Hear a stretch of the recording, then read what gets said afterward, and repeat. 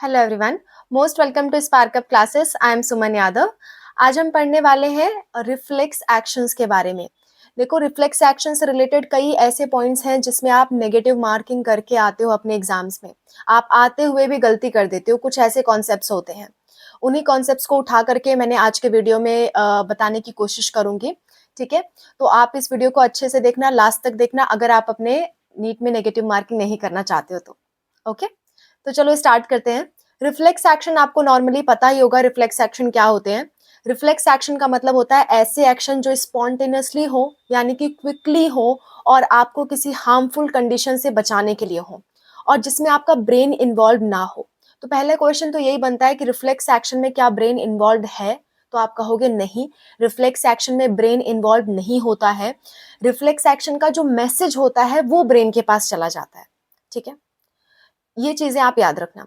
मैं 3-4 ऐसे पॉइंट आपको बताने वाली हूँ, तो आप लास्ट तक बने रहो और इस वीडियो को जरूर देखो। ओके, इस तरह की मैंने कई वीडियो बना रखी हैं, प्लेलिस्ट का लिंक आपको डिस्क्रिप्शन में मिल जाएगा, आप वो भी जाके देख सकते हो। तो चलो, पहली बात मैं ये क्लियर कर दूं कि रिफ्लेक्स एक्शन और रिफ्लेक्स आर्क क्या है। एक्शन मतलब होती है प्रोसेस, कोई भी काम जो हम कर रहे हैं वो एक्शन कहलाता है। ठीक है, तो रिफ्लेक्स एक्शन मैंने अभी अभी बताया कि हार्मफुल कंडीशन से बचने के लिए जो आपकी बॉडी रिस्पॉन्ड करती है उसे हम कहते हैं रिफ्लेक्स एक्शन। ठीक है, उसमें मेनली आपका स्पाइनल कॉर्ड रिस्पॉन्सिबल होता है। उसके लिए कौन रिस्पॉन्सिबल है? स्पाइनल कॉर्ड रिस्पॉन्सिबल है। ठीक है, स्पाइनल कॉर्ड रिस्पॉन्सिबल होता है रिफ्लेक्स एक्शन के लिए। और जिस पाथवे के थ्रू ये एक्शन होती है उस पाथवे को हम कहते हैं रिफ्लेक्स आर्क। ठीक है, तो जिस pathway pathway of reflex action pathway of reflex action is called reflex arc। ठीक है, तो जो रिफ्लेक्स एक्शन की पाथवे होती है उसे हम क्या कहते हैं? रिफ्लेक्स आर्क कहते हैं। तो ये कुछ बेसिक से बातें होंगी, ये आपको पता भी होगा। अगर आप नीट की तैयारी कर रहे हो तो इतना आपको मालूम होना चाहिए। नहीं भी मालूम है तो अभी आप देख सकते हो। तो ये दो चीजें हो गई, रिफ्लेक्स एक्शन और रिफ्लेक्स आर्क। इसमें ब्रेन का इन्वॉल्वमेंट नहीं होता है, पूरी की पूरी पाथवे में कहीं ब्रेन का इन्वॉल्वमेंट नहीं होता। ठीक है, तो मैं ये आपके लिए लिख दे रही हूँ, ब्रेन इज नॉट इन्वॉल्व। ये पहला पॉइंट है जो मैं आपको बताना चाहती हूँ। Brain is not involve. Brain is not involve. देखो, ब्रेन इन्वॉल्व नहीं होता इस पाथवे में, लेकिन जो भी ये काम हुआ इसका मैसेज ब्रेन के पास सेंड कर दिया जाता है। ठीक है, जो भी काम हो गया है रिफ्लेक्स एक्शन के द्वारा, जैसे मान लो आपने सांप देखा, आप भाग गए। ठीक है, भाग गए। ये प्रोसेस में, भागने की प्रोसेस में आपका ब्रेन इन्वॉल्व नहीं हुआ, लेकिन इस प्रोसेस की जो सिग्नल है, जो मैसेज है, वो ब्रेन को सेंड कर दिया जाता है ताकि आपकी याददाश्त में वो चीजें रहें। ठीक है, तो भले ही ब्रेन इन्वॉल्व नहीं है लेकिन मैसेज ब्रेन के पास सेंड होता है। ठीक है, क्या होता है? Message is send to brain. Message is sent to brain. ठीक है, ब्रेन के पास मैसेज सेंड कर दिया जाता है, लेकिन उससे परमिशन नहीं ली जाती कोई काम करने के लिए। रिफ्लेक्स एक्शन के काम करने के लिए ब्रेन से परमिशन नहीं लेते हैं, खाली उसके पास मैसेज भेज देते हैं ताकि उसको पता रहे। हम्म? ये पहला पॉइंट था जो मैं आपको बताना चाहती थी। बढ़ते हैं दूसरे पॉइंट की तरफ। दूसरा पॉइंट है मेरा इंटर न्यूरॉन से रिलेटेड। ठीक है, जो इस वीडियो का थंबनेल पे भी मैंने लगा रखा है कि इंटर न्यूरॉन इन्वॉल्व होता है कि नहीं होता है। इसको लेकर काफी कंफ्यूजन है लोगों के बीच में। कई लोग कहते हैं इंटर न्यूरॉन इन्वॉल्व होता है, कई कहते हैं नहीं होता है। तो मैं आपको क्लियर कट बता दूंगी कब इन्वॉल्व होता है और कब नहीं होता है, किस कंडीशन में आप कैसा आंसर दोगे, ये मैं आपको आज पूरा बता दूंगी। ओके, तो ये पहले पॉइंट जो था वो आप नोट कर लो, मैं इसको इरेज कर देती हूँ, फिर इंटर न्यूरॉन वाले की तरफ बढ़ते हैं। ठीक है, just a minute. Okay, clear हो गया है। अब बढ़ते हैं इंटर न्यूरॉन की तरफ। मैं आपको लिख के बता देती हूँ, इंटर न्यूरॉन। इंटर न्यूरॉन नाम से समझ में आ रहा है, इंटर मतलब दो चीजों के बीच का, यानी कि सेंसरी न्यूरॉन और मोटर न्यूरॉन के बीच में ये न्यूरॉन पाया जाता है। ठीक है, तो आप लिख सकते हो, it is found in it is found between between sensory neuron sensory neuron and motor neuron. Motor neuron. ठीक है, ये सेंसरी और मोटर न्यूरॉन के बीच में पाया जाता है। सेंसरी मतलब जो सेंस ऑर्गन से हमारे सिग्नल ले आती है सीएनएस तक, यानी कि आपके स्पाइनल कॉर्ड तक इस कंडीशन में, और स्पाइनल कॉर्ड से जो आपकी इम्पल्सेस को ले जाएगी किसी ऑर्गन की तरफ, उसको हम कहते हैं मोटर न्यूरॉन। ओके।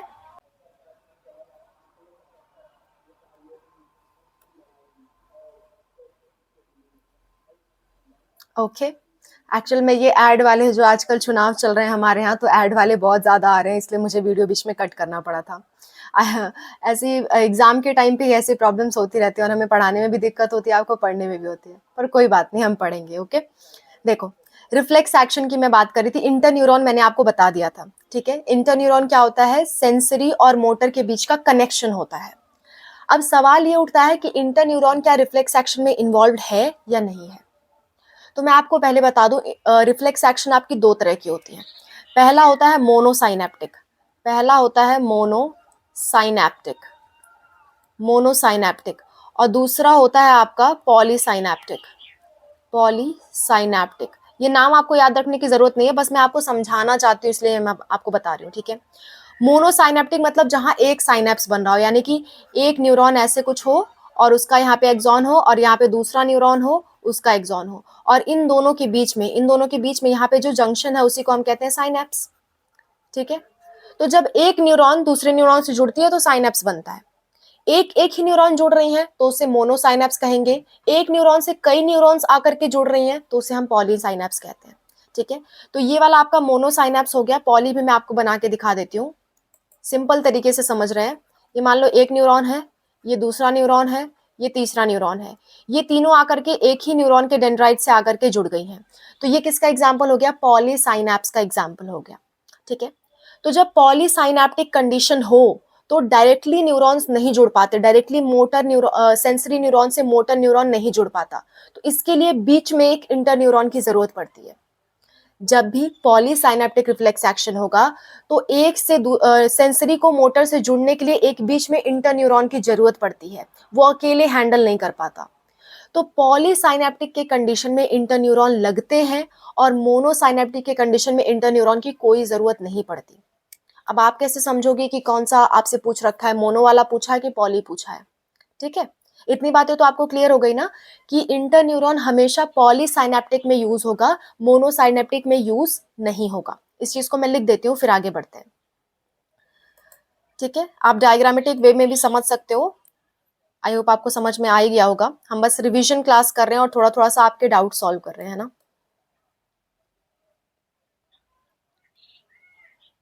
चलो देखो, तो मोनोसाइनेप्टिक में इंटरन्यूरॉन इंटरन्यूरॉन की जरूरत नहीं होती है, और पॉलीसाइनेप्टिक में इंटरन्यूरॉन की जरूरत होती है, ठीक है। अच्छा, मोनोसाइनेप्टिक का एग्जाम्पल होता है आपका नी जर्क रिफ्लेक्स, नी जर्क रिफ्लेक्स, ठीक है। और पॉलीसाइनेप्टिक का एग्जाम्पल होता है withdrawal, withdrawal reflex, withdrawal reflex. तो देखो, नी जर्क रिफ्लेक्स ही आपकी एनसीईआरटी में दे रखा है। आपकी एनसीईआरटी में क्या दे रखा है? नी जर्क रिफ्लेक्स, और कुछ नहीं बात कर रखी। तो नी जर्क रिफ्लेक्स किसका एग्जाम्पल है? मोनोसाइनेप्टिक का, यानी कि उसमें इंटरन्यूरॉन इन्वॉल्व नहीं होगा। जब भी आपसे नी जर्क रिफ्लेक्स की बात करे तो आप कहोगे इंटरन्यूरॉन इन्वॉल्व नहीं है, ठीक है। और अगर आपसे विड्रॉल की या किसी भी पॉलीसाइनेप्टिक रिफ्लेक्स एक्शन की बात करें, तब आप कहोगे इंटरन्यूरॉन इन्वॉल्व है, ठीक है। नी जर्क रिफ्लेक्स में इंटरन्यूरॉन इन्वॉल्व नहीं है। और नॉर्मली रिफ्लेक्स एक्शन पूछता है आपसे, तो आप कहोगे इन्वॉल्व हो भी सकता है, नहीं भी हो सकता है।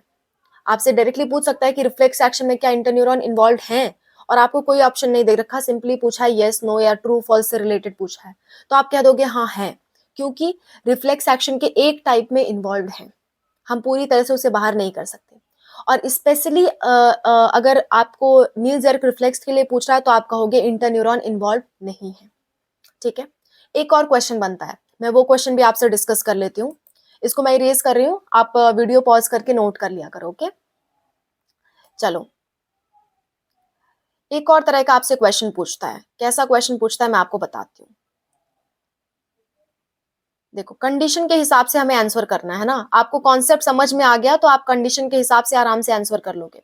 कंडीशन मैं एक दे रही हूँ, आप वीडियो पॉज करके कमेंट्स में आंसर करने का ट्राई करना। देखो आपको मैं क्वेश्चन ये बोल रही हूँ कि which of the following is not involve in reflex action, ठीक है, not involve involve involve in reflex action, reflex action, इनमें से कौन सा रिफ्लेक्स एक्शन में नहीं इन्वॉल्व है? पहला मैंने दे दिया ब्रेन, ठीक है, दूसरा मैंने दे दिया इंटरन्यूरॉन, तीसरा मैंने दे दिया स्पाइनल कॉर्ड कॉर्ड, चौथा मैंने दे दिया नन ऑफ दीज, ठीक है, नॉट मतलब नन ऑफ दीज। तो आप इस कंडीशन में क्या आंसर करोगे? इस कंडीशन में आपको जाहिर सी बात, आप वीडियो को पॉज करके एक बार आंसर करने की कोशिश करो, फिर मैं बता रही हूँ। अब मैं आंसर बता रही हूँ। इस वाले में आप इन दोनों में कंफ्यूज हो सकते हो, मैम कहीं कहीं इंटरन्यूरॉन नहीं इन्वॉल्व था, कहीं इन्वॉल्व था, है ना? तो हम क्या आंसर करें? तो देखो ब्रेन तो हमेशा नहीं इन्वॉल्व होता है, कभी नहीं इन्वॉल्व होता है रिफ्लेक्स एक्शन में, ठीक है, तो आंसर यही जाएगा आपका, इंटरन्यूरॉन वाला आंसर नहीं जाएगा। ओके, तो आपका ब्रेन वाला आंसर करेक्ट जाएगा। क्यों ब्रेन वाला आंसर करेक्ट जाएगा? क्योंकि ब्रेन कभी भी रिफ्लेक्स एक्शन में इन्वॉल्व नहीं है, पर इंटरन्यूरॉन किसी किसी रिफ्लेक्स एक्शन में है, किसी में नहीं है, तो मोस्ट करेक्ट ऑप्शन हमारा ब्रेन हो गया। तो आपको क्वेश्चन के हिसाब से सोचना है कि आपका करेक्ट आंसर कहाँ जा रहा है, ठीक है, इसलिए कहीं कहीं आपको इंटरन्यूरॉन देखने को मिलेगा, कहीं नहीं देखने को मिलेगा। अगर मान लो मैं ऑप्शन में से ब्रेन को हटा दूं, ऑप्शन में से ब्रेन को हटा दूं, ठीक है, तब आपका करेक्ट आंसर क्या हो जाएगा? तब आपका करेक्ट आंसर हो जाएगा इंटरन्यूरॉन, क्योंकि किसी किसी रिफ्लेक्स एक्शन में इंटरन्यूरॉन नहीं होता है। इसी तरह से थोड़ा सा दिमाग लगाना है आपको, उसके हिसाब से आपको आंसर करना है, ठीक है। अगर फिर भी आपको समझ में नहीं आ रहा है, कोई डाउट है, तो एक बार फिर से प्ले करके देखो, आपको समझ में आ जाएगा। फिर भी नहीं आता है तो कमेंट बॉक्स हमेशा आपके लिए ओपन है, आप मुझे जरूर बताया करो। और भी किसी भी टॉपिक से रिलेटेड आपका डाउट है तो मुझे जरूर बताना, मैं उस पर वीडियोस बना दूंगी। ओके, मिलते हैं नेक्स्ट वीडियो में।